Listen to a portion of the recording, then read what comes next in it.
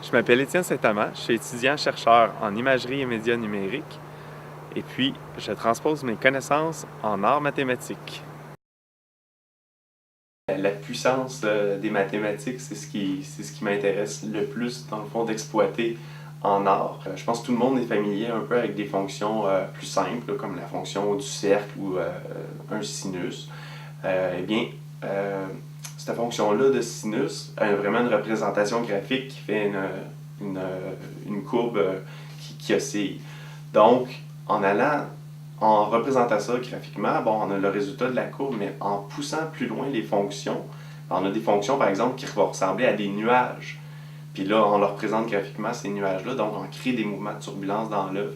Puis ça fait partie aussi de ma démarche parce que ça crée tous les effets de fluidité un peu de l'œuvre.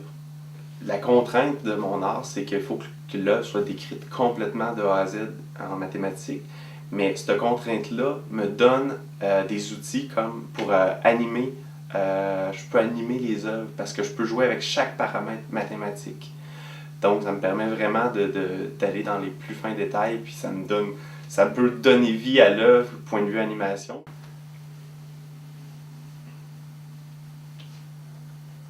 L'œuvre s'intitule Mégalithe.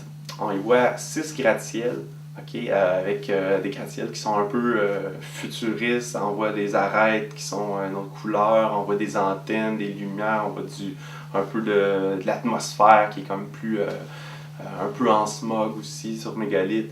Donc, c'est cette œuvre-là que j'ai moi-même soumissionné pour cette exposition universelle. En fait, c'est ça, ma passion pour la science, c'est vraiment ce qui alimente mon art. Puis c'est ce qui, en fait, je peux pas aller un sans l'autre parce qu'il y a une espèce de spiritualité dans la science qui fait en sorte que ça apporte toute la richesse puis toute la profondeur à une démarche artistique.